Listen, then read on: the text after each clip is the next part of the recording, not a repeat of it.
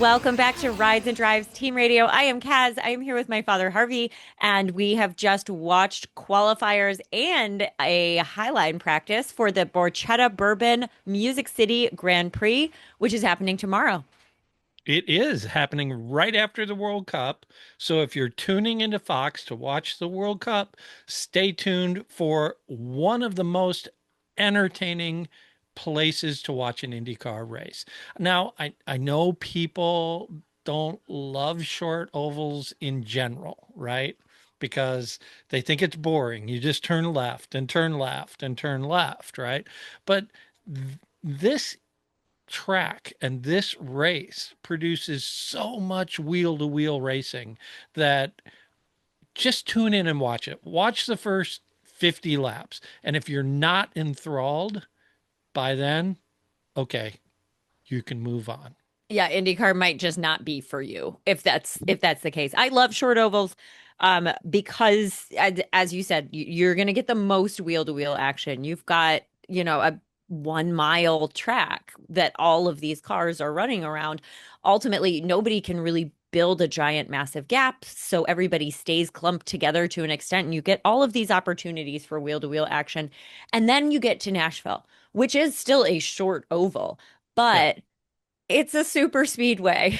Yeah, because of those 14-degree bankings in the corners, they are running very close to 200 miles an hour around this track on a lap. Hmm. Qualifying speed today, I think, was 198, one Yeah, something like that. yeah, it was So, in the high 197s, I believe, and it looked so fast. So, to me, it's combining the speeds of Indy with the opportunities for action that you get on other short ovals. It's just really dynamic and exciting. And look, there are always incidents here. And to be clear, I'm not rooting for like big crashes. I'm just rooting for a lot of close wheel to wheel racing that sometimes does wind up in throwing a yellow flag.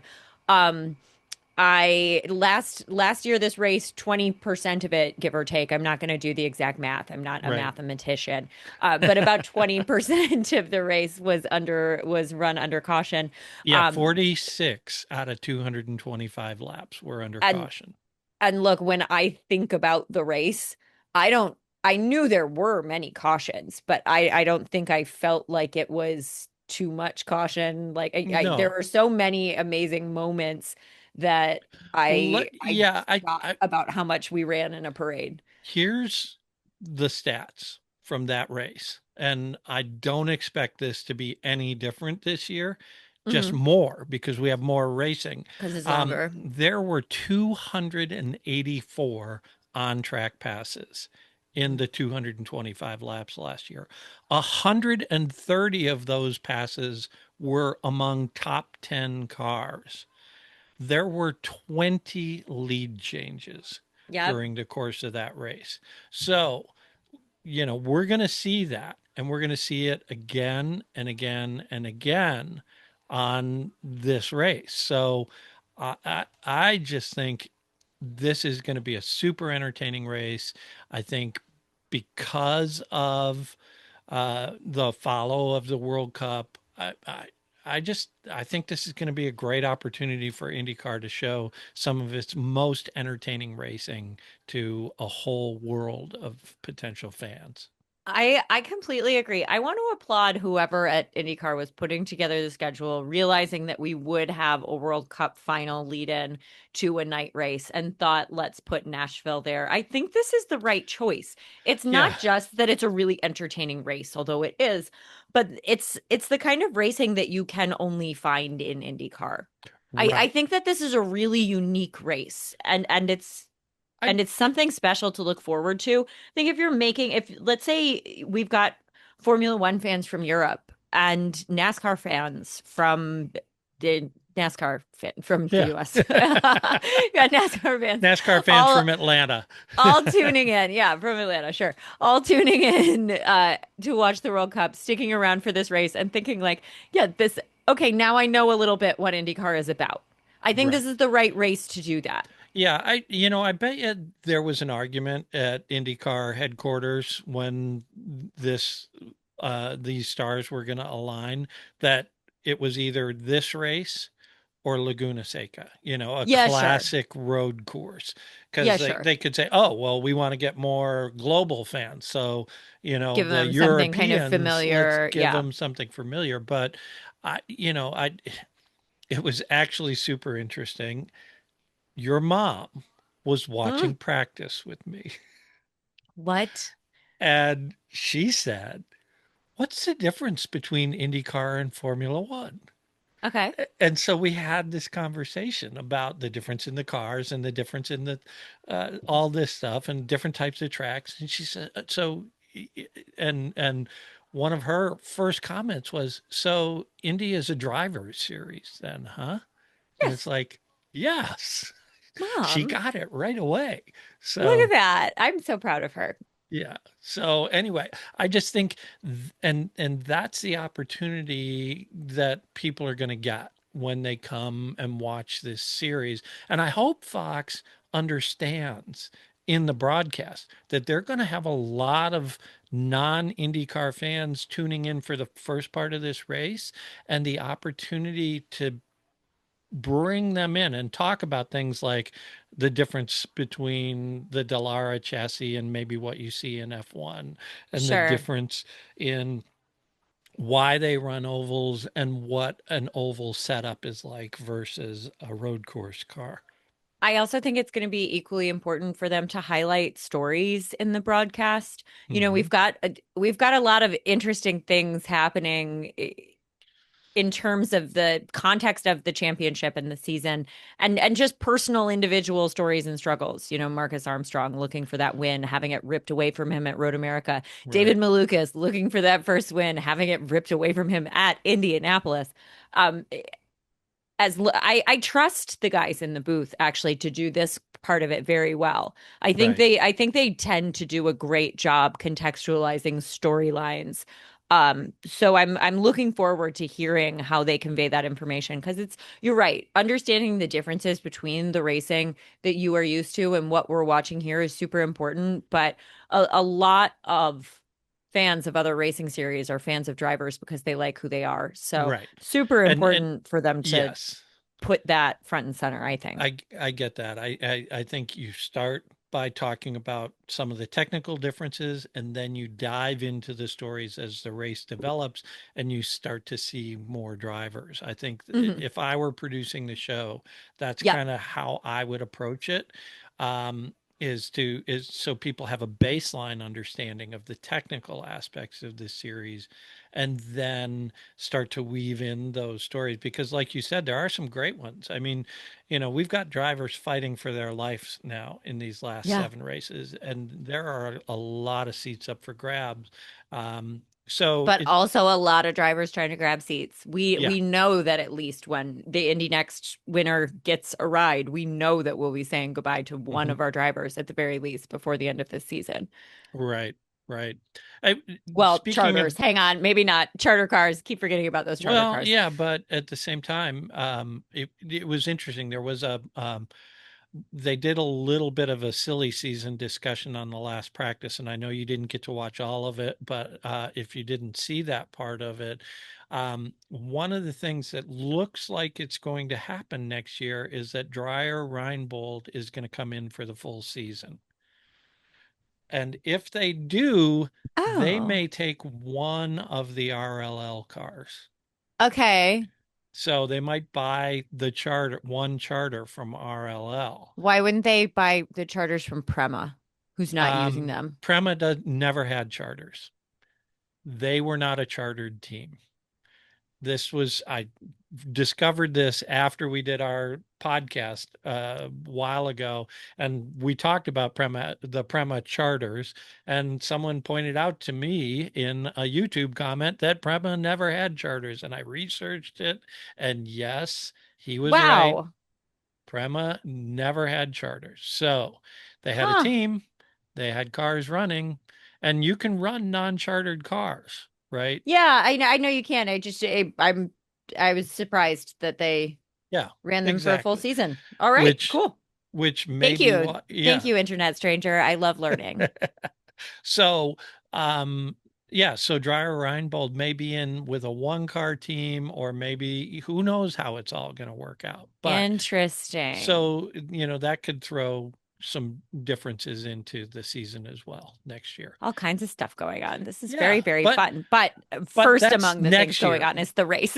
Yeah, we have a great race ahead of us tomorrow. We had really interesting things happen today. It felt like 3 days in one today, with a practice, qualifying, high line practice, and then the last practice. So there was a ton we learned. Obviously, David Malukas crashing early in, after setting a good time, Hmm. hit the wall hard, did real damage to his car. He ended up in the Really, really hospital. gnarly looking hit. I was so happy when I saw that he had been fully cleared. Yeah, You knew he was back in the garage well before we had had any announcements about him, and that kind of lets you know that he's probably waiting on some kind of yeah. imaging, some kind Yeah, of just some medical scans to make something. sure that there's no concussion, those types of things. You got to be careful of that. Hmm. Also, his apparently what happened was when he hit the wall backwards, right? His knee came back and knocked the steering wheel off the steering Yep. column. That's locked on there. That force was really hard. He said they did some imaging on the knee. Turns out it's just a bruise. He said I got it worked on. And I feel good. So clearly he does, because after missing qualifying and all of that, and them building him a brand new car, he was fastest in the last practice today. Yeah, we So love to see that from David Malukas. he's going to This start 24th. He's going to start 24th. But this Kyle Kirkwood, our pole sitter, said it in the post qualifier press conferences. I like sitting pole here, but you can win from anywhere. Right. So a guy like David Malukas, who is as determined as he is, as composed as he is, and as bold of a racer as he is, who has all the reason in the world to want to try especially hard here, which feels like a race that should be a good one for him. Yep. I'm really excited to see that. I love anytime we have true potential for a worst to first storyline. I know it's not quite last to first, Right. but But back row, you are allowed to call it worst to first. And I would absolutely love for David to pick up his first win here. That would just be the coolest day. yeah. So there's going to be a lot of different storylines because of the way qualifying went down. Mhm. Obviously, Kyle Kirkwood, fastest, fastest, fastest all day until the last practice. And you have to take last practice with a grain of salt, because people are running race simulations at this time. Mhm. They're not trying to set fastest lap times. I think you could say maybe Malukas did a little more in that practice just to make sure he had a car that the more he pushed it, he was comfortable in. He certainly had way more reason to push his car hard than anybody else. I guess maybe Graham Rahal, but well, Graham's car We had been saw how kind of well that worked for him. yeah, Yeah. yeah. But yeah, you're absolutely right. David had a brand new machine, and it was necessary to run a couple of super fast laps to see what that felt like and see what that would do. Because you don't want to enter the race not fully understanding what your car is capable of. Right. But yeah, you've got a couple of guys sitting toward the back in the last practice. Joseph Newgarden is another driver who didn't really put in a super fast time. I'm not concerned about that at all. I No. don't think that either of those two drivers were attempting to put in the fastest lap times, and I think we should expect to see both of them right where they started, running right up front until, of course, the inevitable chaos that is Nashville kicks Right. in, because at that point, that's when we start losing drivers. And I think that this is what's going to be super important for this championship battle, right? Because Right. we've got Kyle starting pole and Alex starting fourth, which is, you know, you're not going to win a championship when you're 60 points down by picking up 4 points a race.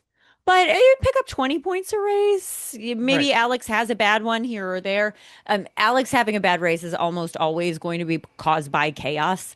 And this Right. is a race where there's going to be a lot of chaos. So, I think when we talk about the championship battle this season and what it might look like to give us a real fight, a, a Polo DNF here is more likely than it is at a lot of other races. And Yeah. I don't know. There's Yeah. I maybe think, just something in the universe that's telling me to look out for that. yeah, I think we have to do that. But the other team I think we have to talk about today because of the day they had was McLaren.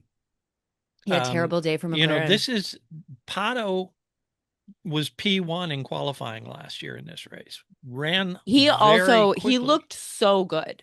You're He right. looked so good in the race. I really really thought early on watching that he was a almost certain, I know that Yeah. everything comes together at the end in an oval. I do understand that, but he really looked like he had it dialed in and figured out from the very start of the race. And I thought, Last year and this year, I yeah, mean, he's qualified 12th, and that's the best McLaren car, right? You've got Lundgaard at 19th. Nolan's at Oh no, 13 though. I gotta yeah, Nolan at 13, right? And I got to give so, it up for Nolan for that. That's well, yeah, McLaren didn't have a great day. That's a pretty good day for Nolan to be right behind Pato and in the you know top 15. what was interesting though was listening to Kyle Kirkwood's race engineer, team manager talk about preparing his car for qualifying because they did the other two cars and they ended up where they were. And they kind of looked at each other before Kyle qualified and said, let's take all the downforce off. He said, we set the rear spoiler 2 clicks lower than the other two cars and that we typically do for this track. So, he was fast because they decided to take downforce off the car and risk it Hmm. for that one run. And, maybe McLaren, ran high downforce in qualifying and they've learned their lesson. But based on what we saw in the last practice, maybe not. I do want to say that I think that shows that's it's impressive from Andretti to be actively, and I guess it's not even impressive. This is just what you should be doing, right? Like Right. as your first two drivers in championship points, or your lowest two drivers in championship points qualify, you Mhm. take what you understand from their runs and you help to improve your highest championship points driver's Right. car. Right. Nolan qualified long before Pato. It feels like McLaren maybe could have found something a little bit better for Pato out of Nolan and Right. out of Christian. And I know that, like, look, you can say Christian doesn't necessarily do great on ovals, so how much can we really learn from the data from his car? Right. Plus, it Yeah, I don't sounded know. like looking at practice one, Christian was never happy with his car. No. So, they just seem not to be on it right now. And, I'm concerned for them tomorrow. Well, I think that it could be a tough day for McLaren, but when it comes to Pato Award, this race last year, I think I mentioned it on the last episode as well. Joseph Newgarden won this race, and afterward he talked about dialing the car in better and better and better every pit stop until finally on that last stint, that was when he knew that he said, Yeah. I thought I might be in it all race, but that was when I knew, when I got out for that last stint and I felt how the car felt and I said we got it just right. Um, Pato has the experience to do something like that. This is a Right. very long race that gives the drivers all the opportunity in the world to make things better or worse for themselves as the race Right. goes on. So and by the way, as the race goes on, it's going to be 85 degrees. It's going to be wicked humid. The physical conditions down there are going to be absolutely terrible. Just sitting still in Yeah. that heat and humidity would be absolutely rank. So I performing a task this hard well under those conditions is a monumental feat. Yeah. Yeah. So I think we talked about this again on the last episode. This is as wide open a race as there is on the calendar. Yep. I think anyone in the top 10 clearly can compete for the victory. Hmm. And because of the way things spread out in qualifying, there are several people way down the grid that can win this race. Pato and David, obviously, we've talked about, but there are others. I mean, I wouldn't put it past, Santino Ferrucci at 11. I wouldn't Look, put it Felix past. Rosenquist is sitting at Yeah, 17, right. and that guy can win on a super speedway. So Exactly. I'm really excited to see where we shake up here. And you know what else I'm really excited to see about this race and all races like this where we can expect a bunch of action and theoretically, once the leaders catch up with the back markers, we're going to see people who don't normally race each other racing each other. I'm looking forward to getting some highlights on some drivers who we don't get to see a lot of, who we haven't checked in with in a while. So, Right. looking forward to some of those down grid battles just as much as I'm looking forward to the who takes the win. No, I agree with you. I think we're going to see a lot of really interesting racing. Again, I look at Renus VK sitting at number 9. Um, what a great performance today to qualify that high and keep him in the conversation for some very good seats next year. Renus is having quite the year. I would have to imagine he's had some good meetings and Yeah. a little bit, at least a little bit of interest from some other teams. So he has all the motivation in the world to do well here. Yeah, I'm just really excited about all of this. I agree. So, tomorrow this thing's going to start. Technically, I think it's scheduled to start at 5:30. Obviously depends on when the World Cup ends. Fox is holding the start until the World Cup is over. So watch the end of the World Cup game, keep your TV on Fox, and then watch this IndyCar race. It's 300 laps long, which is about 400 miles.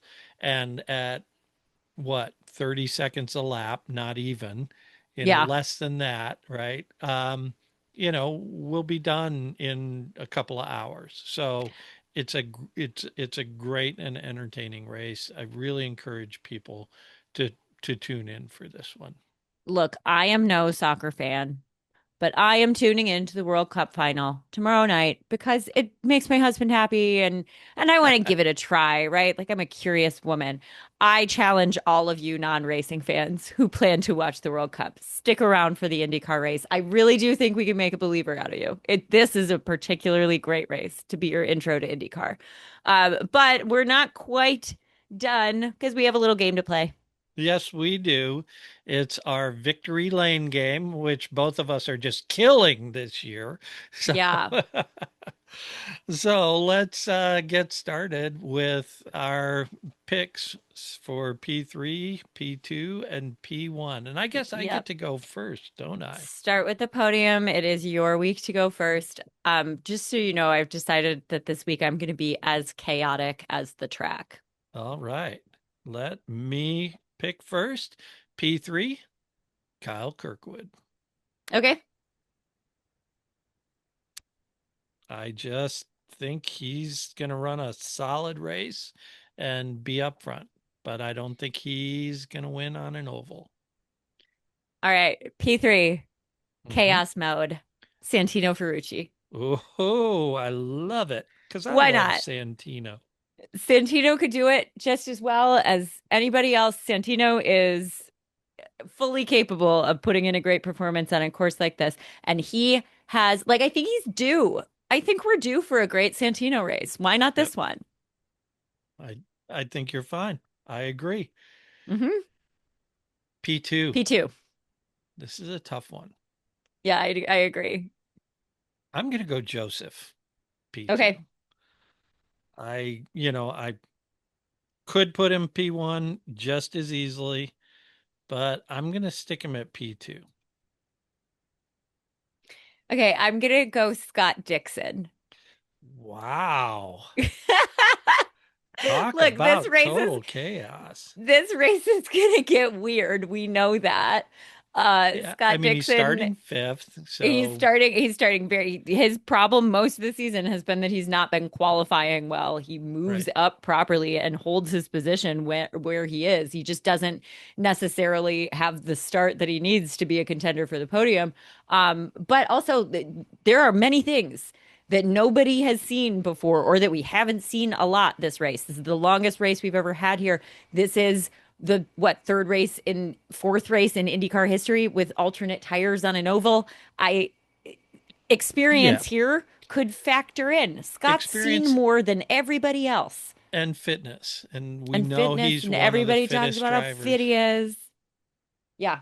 So Hmm. Scott Dixon. Okay, I love this podium. I like it. Okay, well, my number one top step of the podium, Scott McLaughlin. Oh, I like that very much. I I love think Scotty he, Mack. I would be super happy to see him there. yeah, it's time for him to step up and have a great day. And Roger Penske would love your podium. He might like this too. I just P1. don't think you can keep Joseph out of the podium. No, no, Yeah. I don't think you can, except I'm going to. Here's my P1, David Malukas. Oh, I love it. I would love that to happen. We both would. We know, I mean, every interaction we've ever had with David has He's the been coolest just guy. phenomenal. And stay tuned because who knows, he may be on the podcast here soon.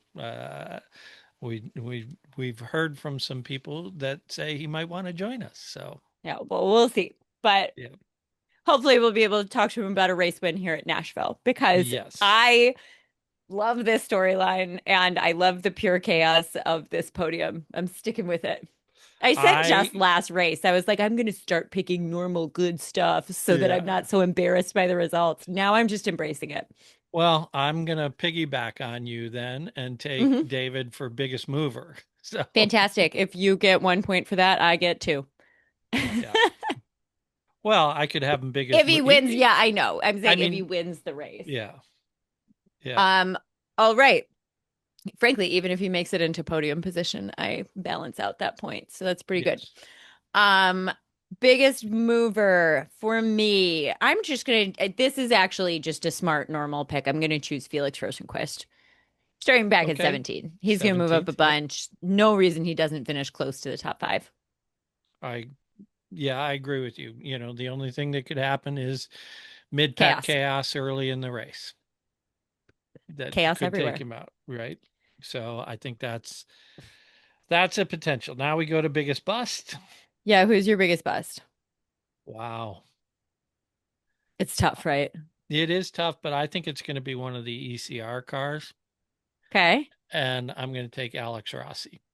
Oh my God. You know what's super great? I Mm, wanted Christian Rasmussen. So fantastic. I just think the reason I would take Rasmussen over Rossi is because while I love Christian Rasmussen's driving style and I think it's the best to watch, this race is really long and there's just more. He is better at making saves than anybody else, but there is so much more yeah, that time bump in to between make turn three saves. and four. I Yeah. mean, today he made a phenomenal save coming off that late in the practice where he literally had to counter steer 90, turn the wheel 90 degrees just to save it. So yeah, nobody turns right more than Rasmussen on an oval. So Yeah. And this race being as long as it is, there's just too many opportunities for that to bite him in the butt. He's better at it than anybody, but yep. it's long. Why'd you take Rossi over Rasmussen? I'm just curious. I just think that one of them is not going to finish highly, and I know that Rossi has struggled on and off with the hybrid system, and He's that. had some So real reliability issues thus yeah, far this season for sure. that's why I picked him. I Yep. think he can drive like we've seen him. Oh yeah, of You course. No, know, I'm not looking for you to say anything rude about Alex Rossi. I think he's great. I no, was just I curious. I just think his racing luck has been bad this year, and I don't see It's been real tough. until it changes. I'll bet on racing luck. So Yeah, it's been real tough. okay, my plot twist is going to be a pretty easy one. because of some of my other picks, but I'm going to go three Penske cars in the top five. Three Penske cars in the top five. Fantastic. I think that has every chance of happening. And I'm going to go Um, 2 points on that. okay. Do I want to continue my chaos theme or do I want to?